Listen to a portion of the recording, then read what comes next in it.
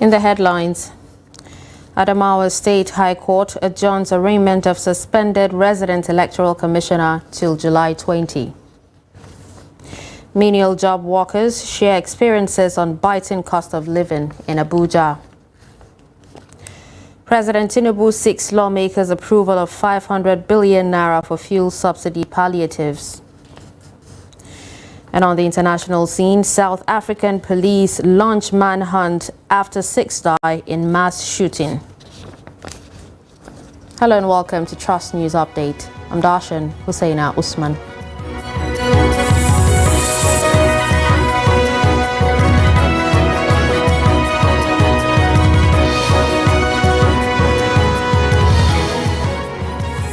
Now the news in detail. Adamawa State High Court sitting in Yola has adjourned arraignment of the suspended resident electoral commissioner Hudu Ari till July 20. Hudu Ari, bailed for arraignment before the State High Court in Yola on Wednesday, was not in court when the matter was called. Salis Lawan reports. The learned SN, Rotimi Jacobs, appeared for the Federal Republic of Nigeria for mentioning of the case. So in the process, the attention of the learned SN was drawn to the fact that there is a pending court order restraining INEC from prosecuting the defendant, who is Hudu in this case. So with that, the court was of the opinion that since there is a pending court order, we should wait till the 18th of this month to see the outcome before further steps can be taken. The lawyer said the electoral offences the suspended commissioner is facing charges over are clearly within the jurisdiction of the State High Court. Salis Lawan, Trust TV News, Yola. The Independent National Electoral Commission in Zamfara State has embarked on a review of the 2023 general election in order to improve future polls. The state's resident electoral commissioner, Saidu Babara, told journalists that the essence was to get first-hand information from participants on the successes, challenges and losses recorded in the last elections, with a view to prepare to correct them in the 2027 general elections. The report. In this hall are returning officers, collation and electoral officers, and assistant electoral officers in the 2023 general elections. Also present, management staff of the Independent National Electoral Commissioner, INEC, Zamfara State. They are here to conduct post-review of the 2023 general elections to identify successes, challenges, and losses, and to recommend ways the Commission can improve in the next elections. The Resident Electoral Commissioner, INEC, in Zamfara State, Saidu Babura, disclosed that the Commission selected the actual participants of the 2023 general elections from each of the 3 senatorial districts, as well as federal and state constituencies, to give real-time information on what transpired in the field during the conduct of the election in Zamfara State. It's a the whole country, averaging all experiences and finding solutions to those areas of great challenges. The participants were shared into groups to brainstorm and come up with the issues that arose during the last general elections in Zamfara State to help the Commission strengthen its preparation for any future elections. The fuel subsidy removal and the attendant cost of living crisis has changed the lives of people with gainful employment. Unskilled workers doing menial jobs to survive are worse hit by the current economic realities in the country. In this report, Noel Sampson speaks to menial job workers on how they cope with living in these difficult times. The cost of essentials like energy and food is rising much faster than average household incomes. These individuals who do menial jobs like hawking wares, cleaning windscreens and traffic find life more difficult since the price of virtually everything has increased. The work will go there for us. No, they see money like before. No, they see money like before. Like me before, where I hustle like this before, I hustle like 8K, 5K. But now I was like 3K, 3.5. To alhamdulillah danganta. We thank God, but it is making our daily cost of living very hectic. It depends. Sometimes you get to sell off everything, and sometimes you don't. Actually, the expenses are still the same, but the transportation fee is very high now. I work here at Pana. I sell sand and cement. Everything has changed, not like before. There is high cost of living. Actually, you make more than you make now. However, some Nigerians are concerned over what these individuals are facing and hope something can be done to change the situation. I wonder, because if you could affect somebody like we, who think we are already trying to make ourselves better people already, well, how much about them? I wonder, and maybe that is why a lot of things are happening in the country right now. It's really underwhelming, actually. I don't know what to say, because the whole thing is really, really mind-blowing for me. People are not really finding it easy at all. Many students have actually dropped out of school. Some who have actually gotten admission, they couldn't actually afford to go to school because of the high rate of maybe admission, admission fee and the rest of it, school fees and the rest. I think the cost of living right now is really, really something else. They urge the federal government to come up with policies that will make life better for the ordinary person on the street. Noel Samson, Trust TV News, Abuja. President Bola Tinubu has written to the House of Representatives seeking an amendment to the 2022 Supplementary Appropriation Act to accommodate 500 billion naira for provisions of palliatives for Nigerians. Speaker of the House of Representatives, Tajuddin Abbas, read the President's communication at plenary on Wednesday. He said the request became necessary to enable the government provide palliatives for Nigerians to cushion the effects of the removal of fuel subsidy. He urged the legislators to give his request expeditious consideration and approval as well to enable his administration provide palliatives for Nigerians. Speaker Abbas, after reading the request, said the House will begin the consideration of the President's request at plenary on Thursday. Request for the amendment of the 2022 Supplementary Appropriation Act. I write to request the approval of the House of Representatives for the amendment of the 2022 Supplementary Appropriation Act in accordance with the attached. The request has become necessary in order to, among other things, source for funds necessary to provide palliatives to mitigate the effect of the recent removal of fuel subsidy on Nigerians.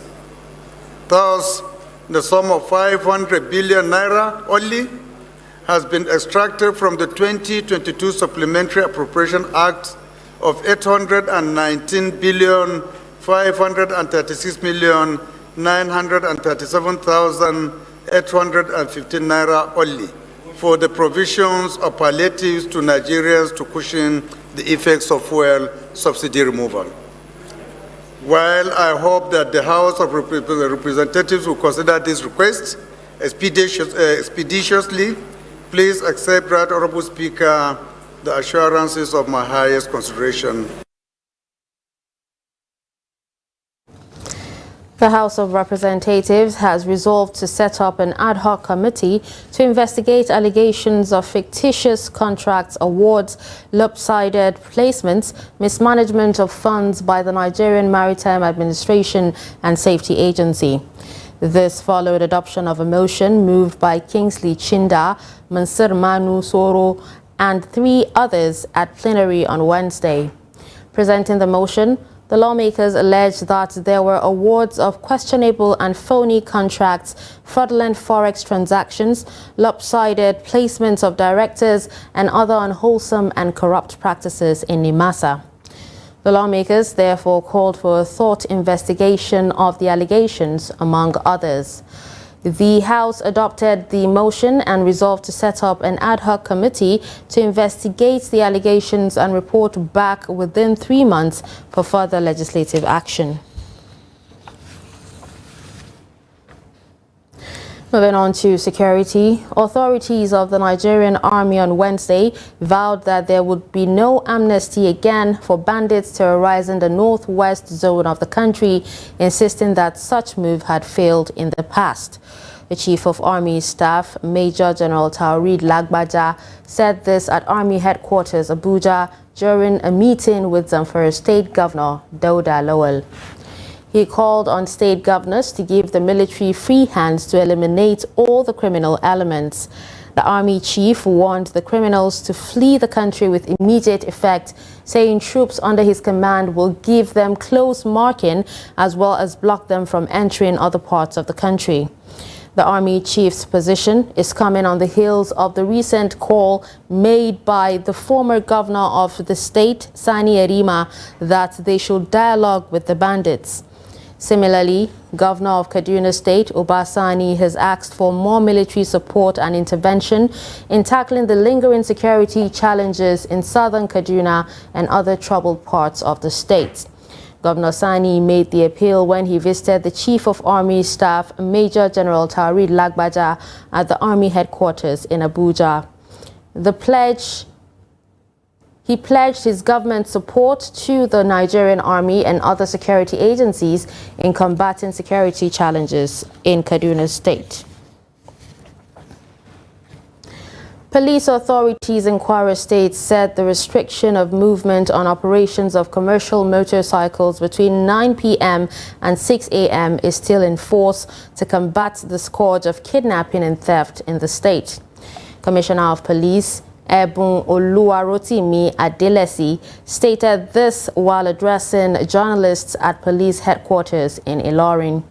She wondered why people should blame the police for trying to flush out criminals in the state, adding that the law has been in existence, though not implemented.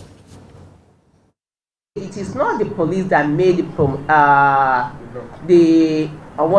pronouncement that they should not move from 9 is by the state. So we are only supporting the state to ensure that there is peace. So that should not be your problem, because if they do not have any mode of transportation, there's not going to be anything. And funny enough, most of these cultists, do you even realize that they are artisans? So that is it. It's for the protection of the city, the state, the communities, as well as for themselves, not to risk their life. That is why we have to ensure, and it still stands. And I repeat that anyone found after that time, no compromise is to be taken to court straight.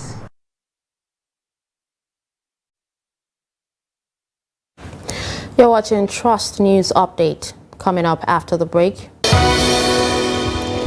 we take a look at how media content can promote healthcare. Stay with us.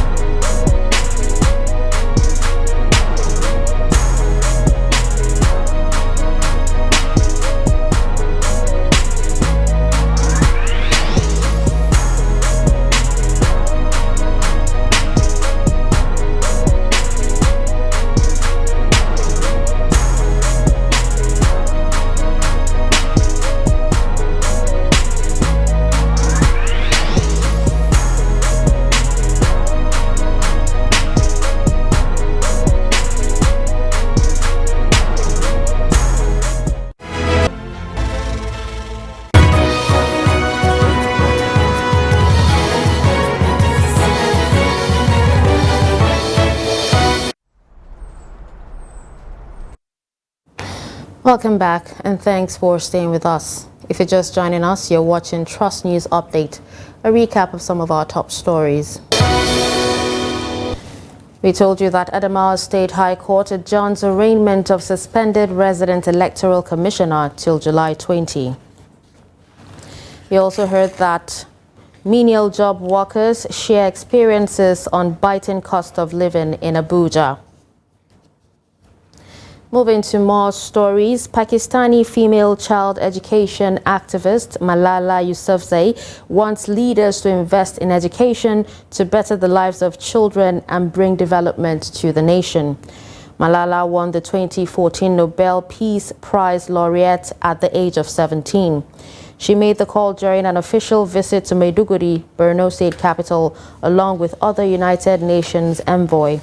She observed that there has been improvement in education, but more needs to be done for the safety of children, mostly girls, and also making education accessible.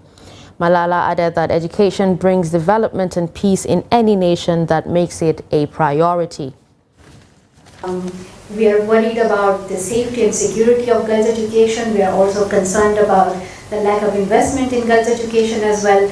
But we also know that as challenging as it seems, it is the collective work of people, of the government, of the civil society, of education activists, all leaders to invest in the education of the future generation. We need to ensure that we are investing in innovative ways, in digital ways to make education more accessible. The Boko Haram insurgents have destroyed about 1,000 classrooms in Borno State. They destroyed about 832 municipal buildings, comprising of health institutions, comprising of local government secretariats, police stations.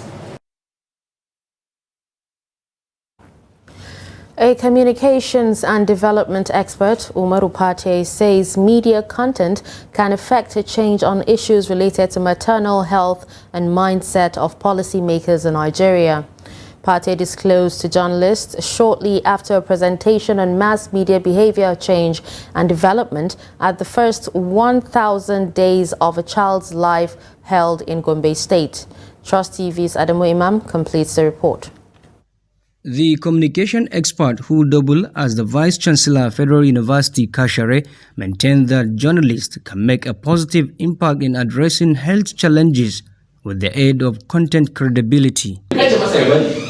So what can you give him in terms? So it's for the media to prepare our minds for all of this, not just to condemn. Go and do your research and understand. He also expressed concern about the challenges the media faces while trying to help change the narratives that will make policies and programs of government tilt towards addressing issues affecting the society. What are some of these issues? Because the internet has democratized access, it has enabled new owners of media to emerge, and it has created platforms that has given competition to our legacy media. So there is this issue or the challenge of funding. The monies that they used to realize from advertising, from sponsorship, are no longer flowing into the regular media organizations. They are not going to the platform. The big media, giant techs are taking the monies. And then the smaller bloggers and others are also cornering. So the chunk that is going to the regular media is negligible. He further said the role of the media extends to behavioral change and people's towards healthy practices, as well as ensure the safety of a child with their mothers from the day of conception to the second birthday of a child. Adami Imam, Trust TV News, Gombe. Away from Nigeria, a mass shooting in South Africa has left 6 people dead and 4 wounded when 3 men entered the yard of a home and opened fire. The shootings happened on Tuesday night in the township of Kwanobule near the town of Kariega in the Eastern Cape province. The suspects have not been arrested and a search is underway, police said on Wednesday. South Africa has one of the highest homicide rates in the world, and at least 2,629 people were killed with a firearm in the first 3 months of this year, according to official crime statistics. Kidnapping for ransom and the targeted killing of celebrities has also been rising in South Africa. The police said 5 men and a woman were killed in Tuesday's shooting, and a woman was among the wounded. Police said the motive for the shooting is unclear. There has been a series of mass shootings in South Africa recently, including at least 3 this year. Last year, 16 people were killed in the township of Soweto in Johannesburg after numerous gunmen shot at people at the bar. 8 people were fatally shot at a birthday party in the same Eastern Cape province in January. A child was among 10 members of the same family killed at a house in April.